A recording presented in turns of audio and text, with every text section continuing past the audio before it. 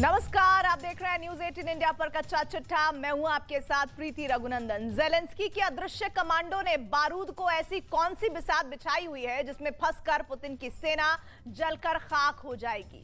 कच्चा चिट्ठा में आज हम आपको यूक्रेन के स्पेशल ऑपरेशन यूनिट के इस RDX वाली लक्ष्मण रेखा पर सुपर एक्सक्लूसिव रिपोर्ट दिखाने जा रहे हैं। आज आपको इस रिपोर्ट के हर एक मिनट को गौर से देखना चाहिए।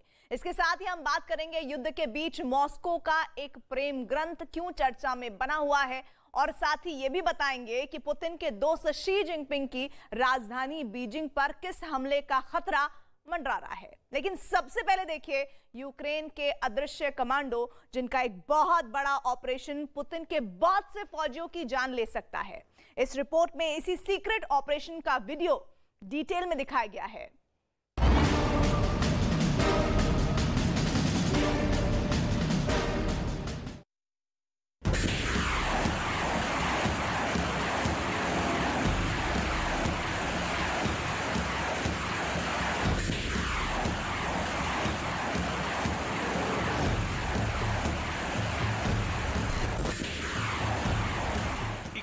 बार फायरिंग, वो भी सिर्फ 20 सेकंड में। ठीक ऐसे ही रूस की सेना यूक्रेन की धरती पर बारूद के गोले बरसा रही है।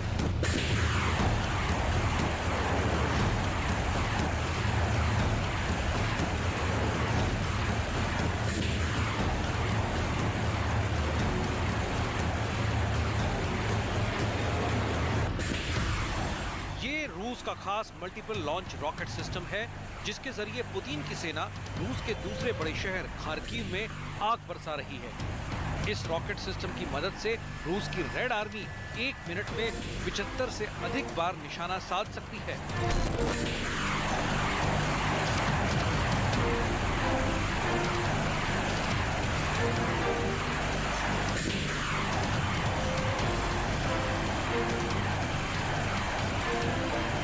Болісні втрати маємо і на Харківщині, де російська армія пробує посилити свої позиції. Бої за цей напрямок тривають і треба ще боротись, жорстко битись за повну безпеку для Харкова та області. Продовжуємо тиснути на окупантів на півдні України. Ключова мета – звільнення Херсону. Будемо рухатись до цього крок за кроком.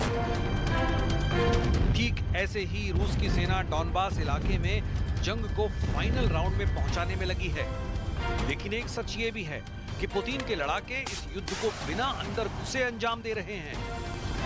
सवाल है, रूस की सेना डॉनबास के भीतरी इलाकों में दाखिल होने से परहेज क्यों कर रही है? जवाब आपको यूक्रेन से आए इस वीडियो में मिल जाएगा।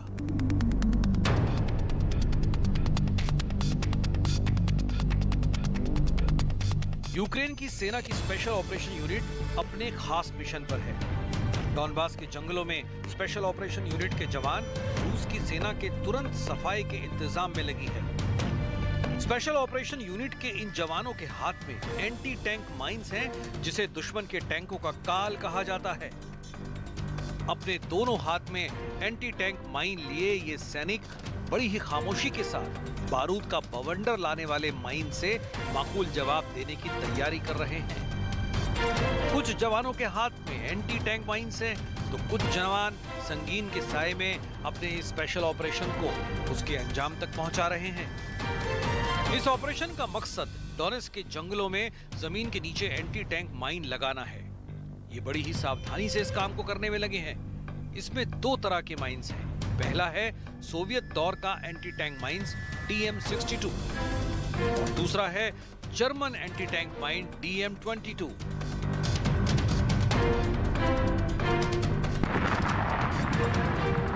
जैसे ही रूस की सेना इस जंगल के रास्ते डोनेट्स्क में दाखिल होने की कोशिश करेगी, ये माइन्स अपना काम करेंगी और दुश्मन को तोड़ जवाब मिल जाएगा।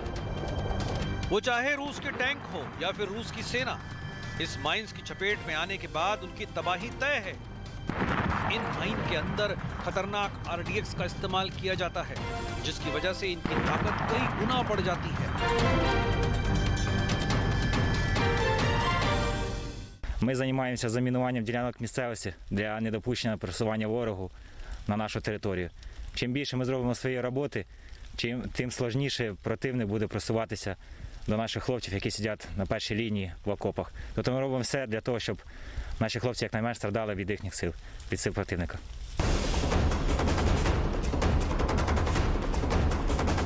यूक्रेन की सेना ऐसे माइन को सिर्फ जमीन पर ही नहीं, काला सागर के तटों पर भी बिछा रखती है, जिन्हें सी माइंस कहा जाता है, और ये गहरे समंदर में बड़ा विस्फोट करती हैं। गहरे समंदर में विस्फोट, वीडियो नंबर 1।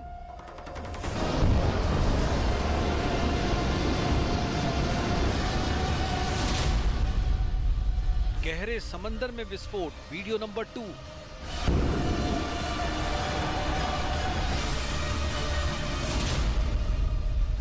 गहरे समंदर में विस्फोट का वीडियो नंबर 3।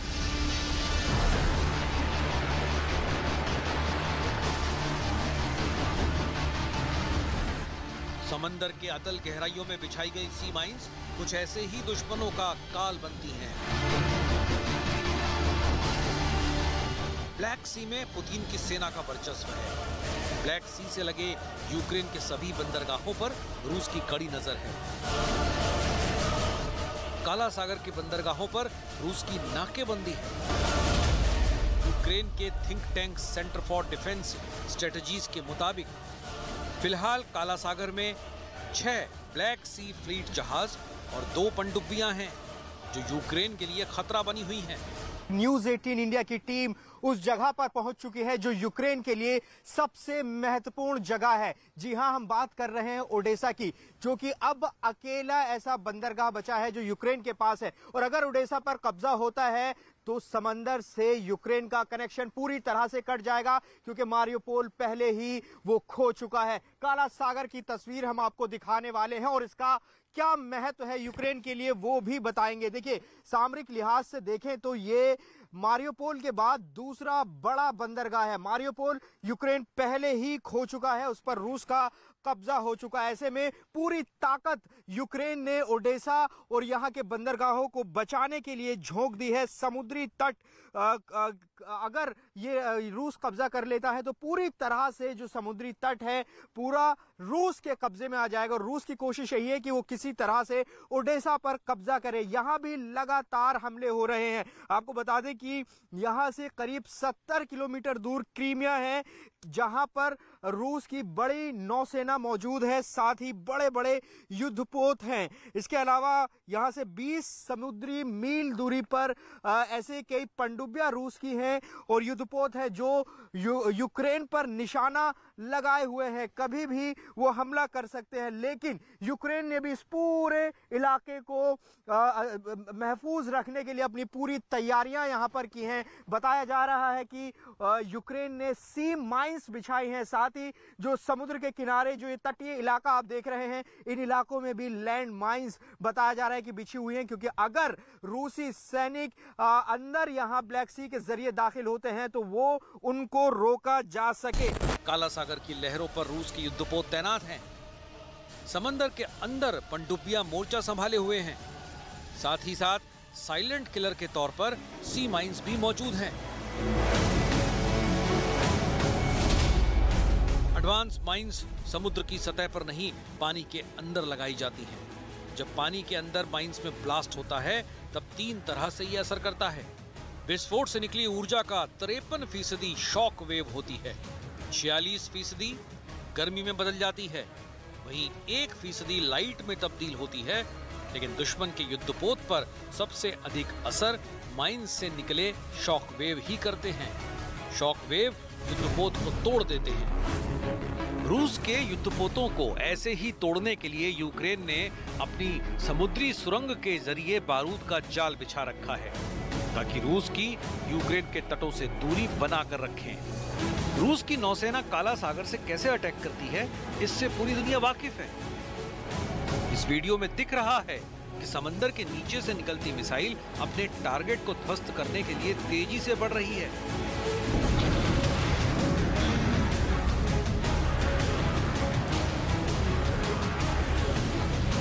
समंदर, मिसाइल और सबमरीन से यूक्रेन को दहलाने का ये वीडियो किसी और ने नहीं बल्कि रूस की तरफ से ही जारी किया गया।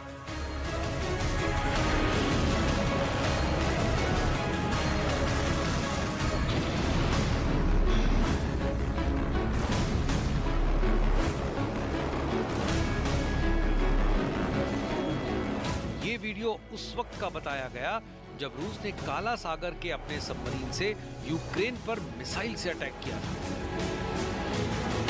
ऐसे ही अटैक से बचने के लिए यूक्रेन ने सी माइंस लगा रखे हैं, जिसकी चपेट में यूक्रेन का एक शख्स आ गया था। ओडेसा के बीच पर तैरने की मनाही के बावजूद एक 50 साल का शख्स अपने परिवार वालों के सामने काला सागर में तैर रहा था। तभी अचानक समुद्र में एक विस्फोट हुआ जिसने उस शख्स की जान ले ली और देखते ही देखते वो शख्स समंदर में राख बनकर बह गया। दावा किया गया कि ये शख्स यूक्रेन की तरफ से बिछाए गए सी माइंस की चपेट में आ गया। काले सागर के किनारे हम यहां से रिपोर्ट जरूर कर रहे हैं, लेकिन हमें बताया गया है कि सी माइंस हो सकती हैं और ये जो तटीय इलाका है, जो समुद्र का किनारा है, यहाँ पर जो आप ये झाड़ियां देख रहे हैं, यहाँ पर भी माइंस हो सकती हैं। ये हमको स्पष्ट बताया गया है, लिहाजा जो ट्रैक है, इस तरह से जो ट्रैक है हम उसी पर चलें, ये हमें स्पष्ट निर्देश दिए गए हैं, क्योंकि ओडेसा भी रूस के निशाने पर है और यहाँ भी लगातार रूसी सेना हमला कर रही है और कब्जा करने की कोशिश कर रही है। हम आगे दिखाने की कोशिश करेंगे कि आखिर किस तरह से यहाँ किनारे से अगर हम जाते हैं किनारे की तरफ तो क्या स्थिति है। यहाँ आप देखिए पूरा जो ट्रैक बना हुआ है, आमतौर पर यहाँ लोग आपको नजर नहीं आएंगे, यहाँ आमतौर पर लोग होते हैं लेकिन फिलहाल नजर नहीं आएंगे। आप तस्वीर देख सकते हैं, यहाँ लोग नहीं हैं। यहाँ कुछ इशारा कर रहे हैं, क्या कुछ कह रहे हैं? डेंजर। Да, выходите, потому что देखिए ये हमारे यहाँ पर ड्राइवर हैं जो कि हमसे कह रहे हैं कि यहाँ से चलिए, यहाँ खतरा हो सकता है। डेंजर कह रहे हैं, हम और भाषा नहीं समझ पा रहे हैं इनकी। क्या कुछ कहना चाह रहे हैं? डेंजर। Стреляют, danger. देखिए ये कह रहे हैं कि हम यहाँ से निकल चले, यहाँ सही नहीं है ठहरना और यहाँ इजाजत भी नहीं है। जिस जगह से हम आपको रिपोर्टिंग दिखा रहे हैं, जिस जगह से ग्राउंड रिपोर्ट हम आपको दिखा रहे हैं, लिहाजा हमें यहाँ से निकलना होगा, क्योंकि आसपास कई ऐसी जगह हैं जहाँ जो रूस के निशाने पर है, जहाँ यूक्रेन ने अपनी तैयारी की है कि वो माइंस बिछा सकता है, लैंड माइन हो सकती हैं।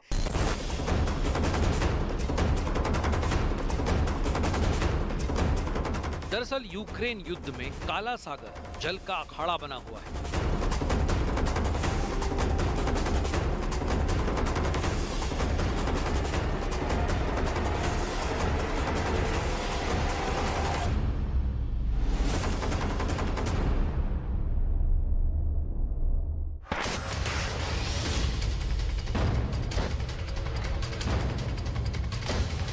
रूस की सेना ने युद्ध को अब पूरी तरह से पूर्वी और दक्षिणी यूक्रेन में शिफ्ट कर दिया है।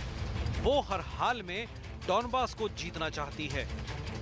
डॉनबास इलाके में रूस की सेना यूक्रेनी फौज के सैन्य ठिकानों को निशाना बनाकर उन पर भीषण हमले कर रही है और रूस का रक्षा मंत्रालय इन हमलों के वीडियो पूरी दुनिया के सामने रिलीज कर रहा है। इसका एक मतलब ये भी निकलता है कि रूस पूरी दुनिया को ये जताना चाहता है कि वो जंग जीत रहा है। Говорив сьогодні з прем'єр-міністром Канади Джастіном Трюдо. Звичайно, темою номер 1 була оборонна підтримка. Канада у ній серед лідерів. Подякував за те, що Канада стала і першою державою, яка перевела на український рахунок в Міжнародний валютний фонд спеціальну допомогу. राष्ट्रपति वोलोदिमीर ज़ेलेंस्की के बयान के मुताबिक रूस यूक्रेन की जमीन का 20% इलाका जीत चुका है। इस 20% हिस्से में दक्षिणी यूक्रेन का क्राइमिया भी शामिल है। रूस ने क्राइमिया पर 2014 में कब्जा किया था। युद्ध से पहले यूक्रेन का 7% हिस्सा रूस के पास था। रूस की सेना फिलहाल यूक्रेन के 1.25 लाख वर्ग किलोमीटर पर काबिज हो चुकी है। रूस ने यूक्रेन के 3620 इलाकों पर हमला किया। यूक्रेन इनमें से 1017 इलाकों को वापस हासिल कर चुका है। जंग में हर रोज यूक्रेन के 100 सैनिक शहीद हो रहे हैं और 400 से 500 सैनिक रोजाना गंभीर रूप से घायल हो रहे हैं। Сьогодні удар був по Львівській і Тернопільській областях. І ми знову і знову повторюємо нашим партнерам, що Україні потрібна сучасна протиракетна зброя. У нашої держави її поки немає на достатньому рівні, але саме у нашій державі і саме зараз найбільше в Європі потреба саме у такій зброї. यूक्रेन के राष्ट्रपति दुनिया के सामने हथियारों का रोना रो रहे हैं। वो यूरोप के देशों से आधुनिक मिसाइल डिफेंस सिस्टम की मांग कर रहे हैं। दरअसल यूक्रेन की फौज और मिलिशिया इस वक्त 3 तरह के एंटी टैंक वेपन सिस्टम इस्तेमाल कर रहा है। इनमें पहला है अमेरिका से मिला javelin anti tank guided missile, जिसकी रेंज 4 किलोमीटर है। ब्रिटेन से मिला NLAW सिस्टम यानी next generation light anti tank weapon, range 800 metre. ये दोनों टॉप एंगल अटैक वाली मिसाइल है। और तीसरा है स्वीडन से मिला AT4 rocket launcher. 600 metre range वाले इस सिस्टम का इस्तेमाल अमेरिकी सेना ने अफगानिस्तान में भी किया है।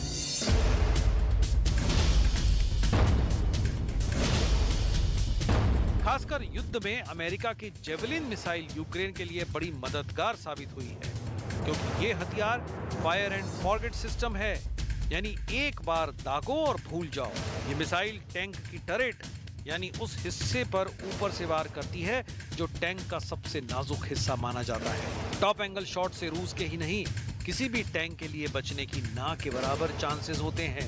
अमेरिका 90 के दशक से इस मिसाइल को इस्तेमाल कर रहा है। यूक्रेन में जेवलिन का स्ट्राइकिंग रेट 90% से ज्यादा है। यूक्रेन का दावा है कि उसने 14 जून तक रूस के 1434 टैंक और 3500 से ज्यादा बख्तरबंद गाड़ियां तबाह कर दी हैं। इनमें सबसे अधिक योगदान javelin anti tank guided missile system का है। यह मिसाइल टैंक के ऊपरी हिस्से पर अटैक करती है। सभी टैंक साइड से चाहे जितनी मोटी बख्तर क्यों ना ओढ़े हुए हों, उनका ऊपरी हिस्सा जहां से क्रू बाहर निकलता है उसकी फौलादी चादर इतनी मोटी नहीं होती। यही वजह है कि जब वहां हमला होता है तो मिसाइल टैंक के अंदर तक घुस जाती है और तब होता है ऐसा धमाका जिससे टैंक का पूरा क्रू सैकड़ों डिग्री तापमान में पिघल सा जाता है। साथ में टैंक का ऊपरी हिस्सा यानी टरेट धमाके के बाद तेजी से ऊपर उड़ जाती है, क्योंकि टैंक के अंदर भी गोले रखे होते हैं जिन्हें टैंक से दागने के लिए भी इस्तेमाल किया जाता है, यानी टैंक का एम्यूनेशन। जब टैंक में आग लगती है तो उसमें रखे 45 गोले भी एक्टिव हो जाते हैं और फिर बड़ा सा ऐसा ब्लास्ट होता है जिससे ऊपरी हिस्सा बहुत ऊपर तक उछलकर गिर जाता है।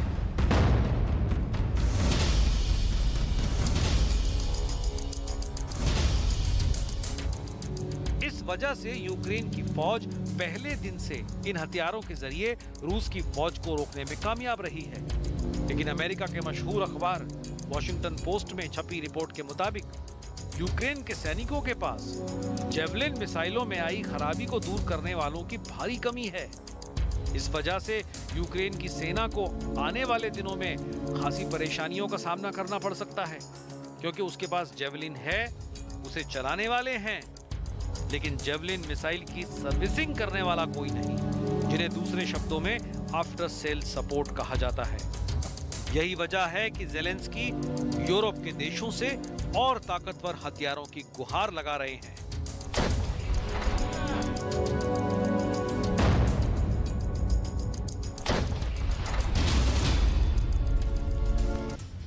मॉस्को में इस वक्त एक प्रेम ग्रंथ को लेकर चर्चाएं बहुत ज्यादा हो रही है। रूस की 2 महिलाओं को लेकर बहुत सी बातें हो रही हैं। इनमें से एक महिला को पुतिन की गर्लफ्रेंड कहा जाता है, तो दूसरी महिला एक टीवी एंकर है जिसे वहां के लोग पुतिन की आयरन डॉल भी कहते हैं। कौन है ये पुतिन की आयरन डॉल और इन दोनों महिलाओं की चर्चा पुतिन को लेकर क्यों हो रही है, ये देखने और जानने के लिए ये स्पेशल रिपोर्ट देखिए, क्योंकि पुतिन के बहुत से ऐसे राज हैं जो इस रिपोर्ट में है और अब इन पर से पर्दा धीरे धीरे उठ रहा है।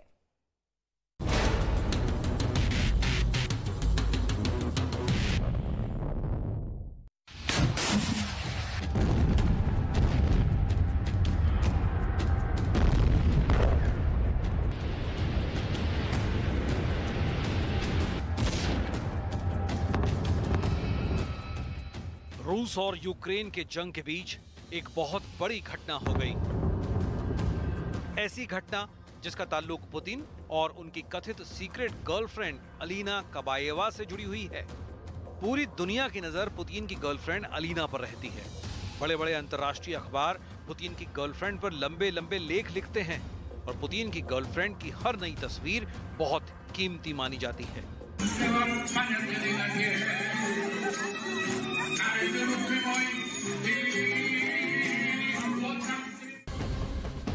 और कुछ ऐसी ही नई तस्वीर सामने आई है जिन्होंने पूरी दुनिया में तहलका मचा रखा है। और इन तस्वीरों के साथ जो हेडलाइंस छप रही हैं वो और भी ज्यादा नोट करने वाली हैं। हेडलाइंस ये है कि पुतिन की सीक्रेट प्रेमिका अलीना कबाएवा प्रेग्नेंट हैं और उनको महिला अंगरक्षकों के बीच रखा जा रहा है।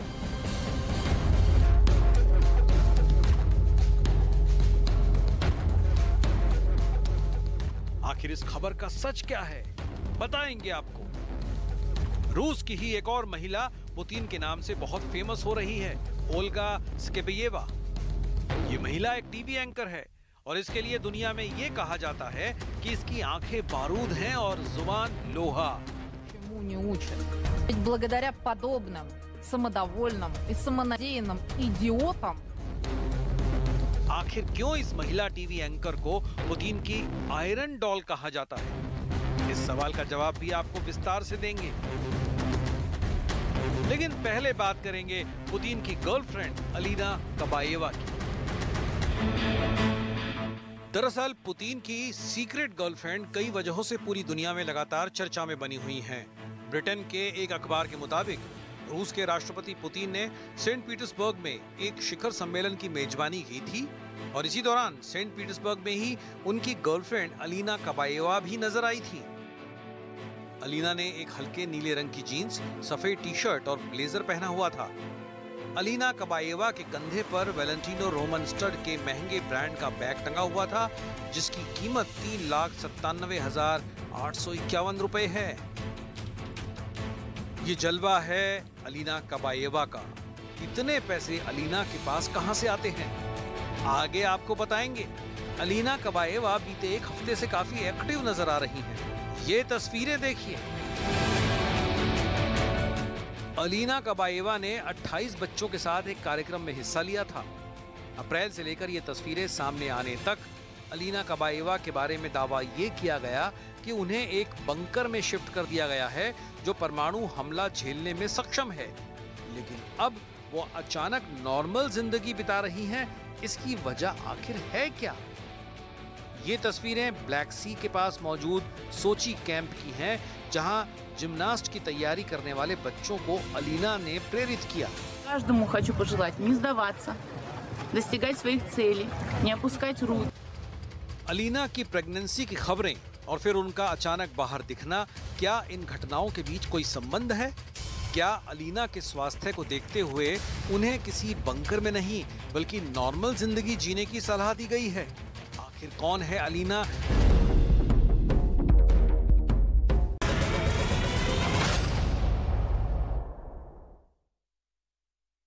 पुतिन की चर्चा बहुत हो गई। हमने ज़ेलेंस्की के उन कमांडोज को भी देखा जिन्हें अदृश्य कहा जाता है, लेकिन दुनिया के इस हिस्से में अभी शी जिनपिंग को एक बहुत बड़ा झटका लगा है क्योंकि उनकी कैपिटल सिटी बीजिंग बहुत बड़े खतरे में गिर गई है। बीजिंग ही नहीं, चीन के कम से कम 10 बड़े शहर इस वक्त युद्ध का सबसे बड़ा टारगेट बन सकते हैं। ये रिपोर्ट आप देखिए तो आपको पता चलेगा कि कैसे एक छोटे से आइलैंड की वजह से जिनपिंग को डरावने सपने आने लगे हैं।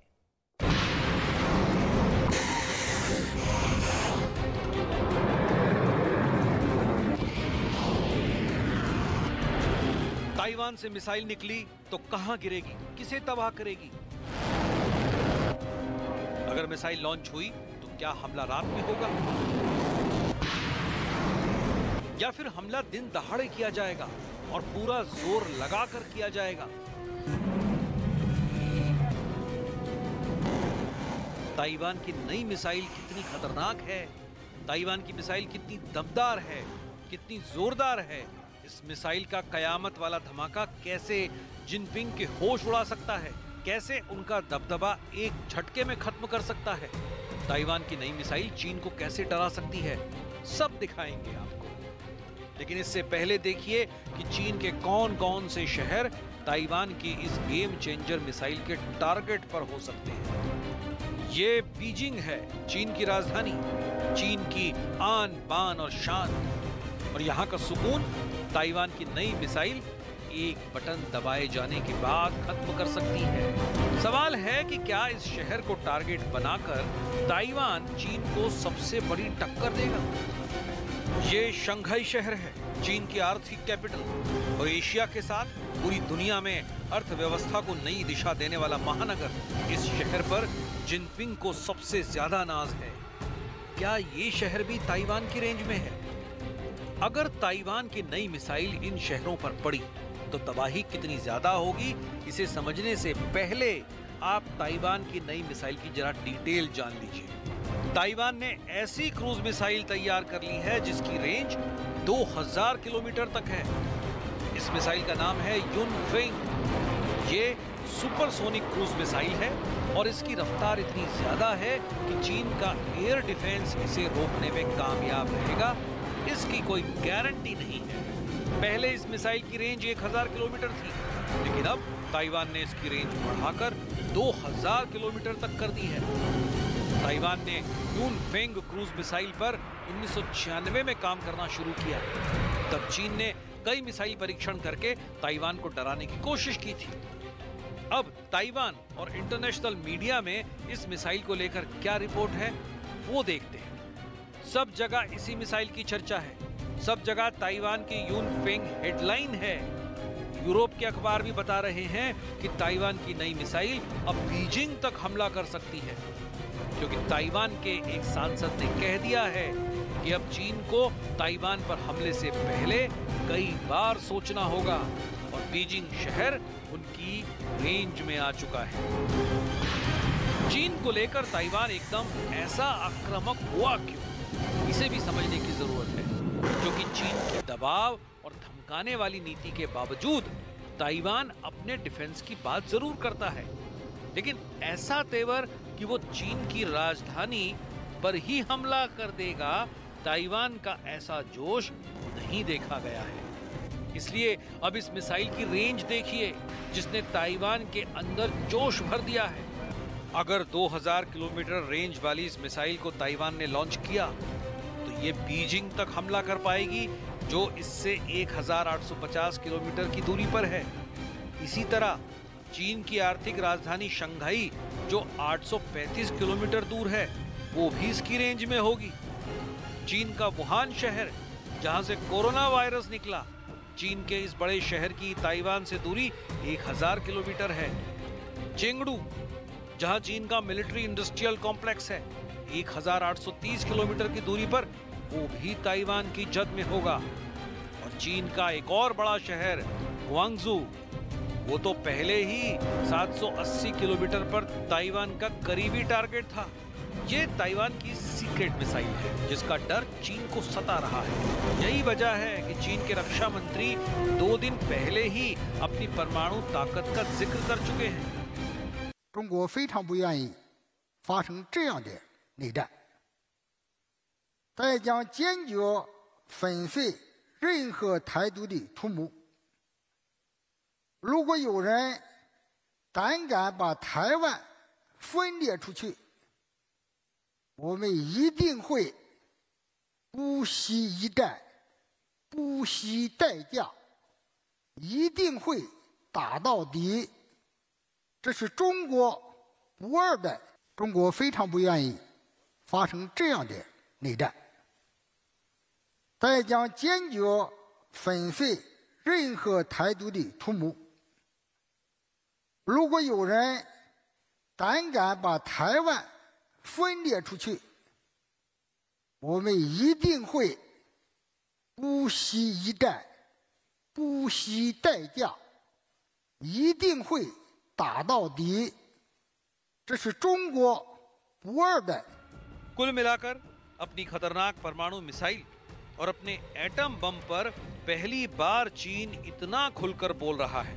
अब तक जो चीन अपने परमाणु असले पर खामोश रहता था और चुपचाप उनकी रेंज बढ़ाने पर काम करता था, वो अब दुनिया को बता रहा है कि उसके न्यूक्लियर हथियारों को हल्के में ना ले, और ऐसा करके वो ताइवान के मुद्दे पर एक तरह से अमेरिका को भी चेतावनी दे रहा है, क्योंकि अमेरिका ही ताइवान का सबसे बड़ा डिफेंस सप्लायर है और इस वक्त ताइवान को नए हथियार देने की मांग अमेरिका में लगातार उठ रही है। One China policy, we will continue to fulfill our commitments under the Taiwan Relations Act. And that includes assisting Taiwan in maintaining a sufficient self-defense capability. And it means maintaining our own capacity to resist any use of force or other forms of coercion that would jeopardize the security or the social or economic system of the people of Taiwan. अब देखिए वो और कौन से weapon systems हैं जो Taiwan को America से मिल सकते हैं ताकि उसका हाल यूक्रेन की तरह ना हो और चीन ताइवान पर हमला करने से पहले 10 बार सोचे, क्योंकि अगर ताइवान ने जवाब दिया और चीन उसका मुकाबला शुरुआत में नहीं कर पाया तो जिनपिंग के हमलावर वाले ख्वाब पहली स्ट्राइक की नाकामी के साथ ही चकनाचूर हो जाएंगे। ये चीन और ताइवान के मुकाबले का ऐसा नतीजा होगा जिसे बाइडन भी देखना चाहेंगे, जापानी भी चाहेगा और पूरा क्वाड चीन का यही हश्र देखना चाहेगा। अमेरिका में जिन बड़े हथियारों को ताइवान को फौरन सप्लाई करने की बात की जा रही है उनमें सबसे बड़ा नाम है F-16, जो ताइवान के आसमान में चीन के खिलाफ बड़ा पहरा बैठा देंगे। दूसरा सबसे बड़ा नाम है M1A1 एब्राम टैंक, जो एक डिफेंसिव मोर्चा तैयार करके चीन के बढ़ते हुए दस्तों को रोक सकता है। तीसरी है होवित्जर M109, जो किसी भी चाइनीज फोर्स के एडवांस को रोक सकती है। और चौथा है अपाचे अटैक हेलीकॉप्टर, जो चीन की लैंडिंग फोर्स को छुपकर निशाना बना सकते हैं। इनमें सबसे हाई प्रोफाइल हथियार F-16 फाइटर जेट ही कहा जाएगा और ताइवान को इसके आधुनिक वर्जन का बेसब्री से इंतजार है। ताइवान के पास अभी जो F-16 जहाज हैं वो पुराने हैं और ताइवान को जरूरत है F-16 के ब्लॉक 70 वर्जन की, जिसमें नया रडार, नया कॉकपिट और नया इंजन है, जो इससे पहले वाले जहाज से कई गुना बेहतर भी है। चीन के पास इस फाइटर का मुकाबला करने के लिए लड़ाकू विमान हैं, लेकिन वो ताइवान के F-16 से जीत जाएंगे इसका भरोसा खुद चीन को नहीं है। चीन पिछले कुछ महीनों में कई बार ताइवान के एयर स्पेस का उल्लंघन कर चुका है, जब उसके कई फाइटर एक साथ ताइवान के आसमान में एंटर कर गए थे। जिनपिंग ऐसे हालात बनाकर ताइवान को न सिर्फ भड़काना चाहते हैं बल्कि वो बाइडन को भी उसकी हैसियत दिखाना चाहते हैं। यही वजह है कि अमेरिका से मांग उठ रही है कि ताइवान को फौरन 66 नए F-16 दे दिए जाएं। अगर ऐसा हुआ तो ताइवान के पास जो F-16 मौजूद हैं उनकी तादाद 200 के पार पहुंच जाएगी। F-16 एक मल्टी रोल फाइटर है और ये दुनिया का सबसे कामयाब फाइटर माना जाता है। ये दुनिया का सबसे भरोसेमंद लड़ाकू विमान भी कहा जाता है। ताइवान पहले से ही ऐसे 140 फाइटर जेट उड़ा रहा है और उसके पायलट को इस विमान को बहुत अच्छी तरह उड़ाने की समझ है। F-16 का सौदा फाइनल हुआ तो ये चीन के लिए बहुत डरने वाली बात होगी। वो नहीं चाहेगा कि अमेरिका किसी भी तरह के हथियार ताइवान को सप्लाई करे। अब देखिए ताइवान की दूसरी बड़ी डिमांड यानी M1A1 एब्राम टैंक। ये टैंक भी गजब का है। ये अमेरिका का मेन बैटल टैंक है।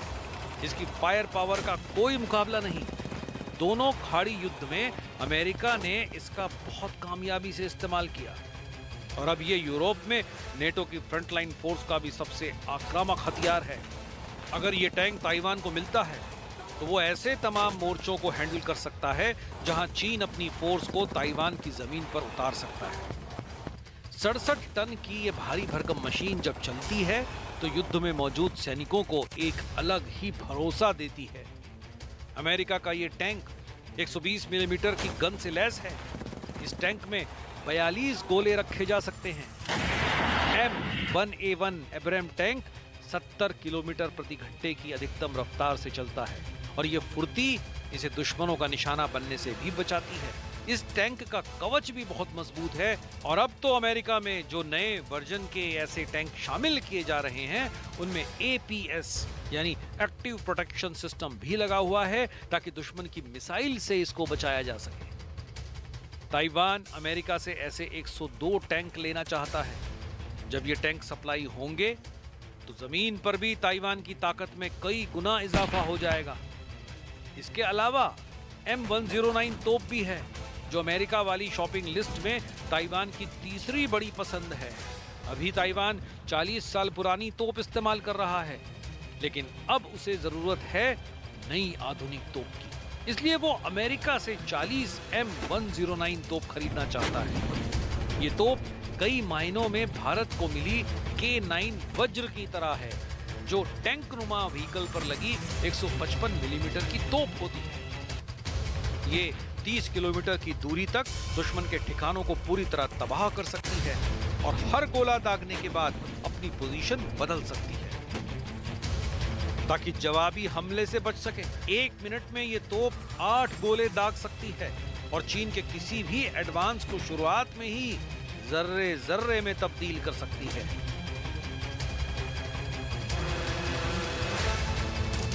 ये जिनपिंग का बहुत बड़ा ख्वाब है कि वो ताइवान को पूरी फोर्स के साथ चीन के अंदर मिला ले, लेकिन बड़ा सच ये है कि ताइवान चीन का अकेला कभी मुकाबला नहीं कर सकता। लेकिन आमने सामने का मुकाबला अगर हो ही गया तो ताइवान चीन को ऐसा नुकसान तो जरूर पहुंचा सकता है जो चीन जैसी बड़ी ताकत को शर्मिंदा कर दे। ताइवान की युन फेंग मिसाइल ऐसा कर सकती है और बीजिंग या शंघाई पर अटैक होना मुमकिन है। इस बात से चीन भी बहुत अच्छी तरह वाकिफ है और बाइडन भी इस बात को बहुत अच्छी तरह जानते हैं कि ताइवान और चीन के बीच अगर किसी तरह की जंग हुई तो ताइवान की डिफेंस फोर्स चंद घंटे भी नहीं टिक पाएगी। चीन के रक्षा मंत्री की कुछ धमकी देखिए, आपको जिनपिंग की नीति समझ में आ जाएगी। 能把自己的意志强加于人，更不能以多边主义之名行单边霸凌之实，是打着自由开放的旗号，拉帮结伙搞小圈子，绑架裹挟地区国家，针对特定的国家渲染冲突对抗，打压遏制围堵别人。 चीन का धमकी भरा लहजा आम बात हो गई है और अमेरिका से उसका तनाव एक नए लेवल पर पहुंच चुका है। यही वजह है कि ऐसा कई बार हुआ है जब अमेरिका ने एक या उससे ज्यादा कैरियर बैटल ग्रुप के साथ दक्षिण चीन सागर में युद्धाभ्यास किया, सिर्फ चीन को ये दिखाने के लिए कि वो ताइवान से अपनी बुरी नजरें हटा ले। ये ऐसे कैरियर स्ट्राइक ग्रुप हैं जिनकी धाक दुनिया मानती है। ये जब किसी भी इलाके में होते हैं तो सैकड़ों किलोमीटर के दायरे में एक ऐसा कवच तैयार करते हैं जिसे कोई विमान क्या कोई मिसाइल तक नहीं भेज सकती। अब सवाल है कि अमेरिका की इतनी बड़ी फायर पावर को काउंटर करने के लिए चीन क्या तैयारी कर रहा है। चीन के पास अमेरिका जितने तकनीकी रूप से खास तो नहीं लेकिन बड़े जहाज हैं जो बाइडन की नेवी को टक्कर दे सकते हैं। चीन ने हाल में अपने एयरक्राफ्ट लाइनिंग के साथ जापान और ताइवान के पास कई ड्रिल की हैं ताकि अमेरिकी नौसेना उसके इलाकों से दूर रहे। कुल मिलाकर ताइवान को लेकर अमेरिका और चीन का टकराव बहुत ज्यादा बड़ा है और बड़े दायरे में फैला हुआ है। इसलिए अगर इस वॉर जोन में टेंशन बढ़ी तो नौबत यूक्रेन से भी बड़े युद्ध की आ सकती है, इसकी पूरी आशंका है।